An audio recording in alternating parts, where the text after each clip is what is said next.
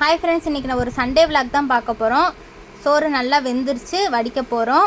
வடித்த சாதம் தான். அடுத்து சண்டேயில் என்ன தான் நான் நான்வெஜ் செஞ்சாலும் நம்ம வீட்டு சங்க உறுப்பினர்களை ஒரு 2 பேத்துக்கு நான்வெஜ் பிடிக்காது. அவங்களுக்காண்டி பருப்பு, தக்காளி ரசம் நாங்களும் சாப்பிடுவோம்.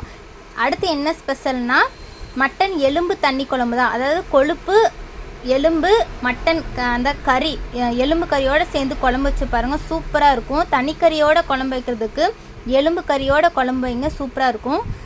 எலும்பு தண்ணி குழம்பு ரெடி ஆயிடுச்சு. முட்டை வேக வச்சாச்சு.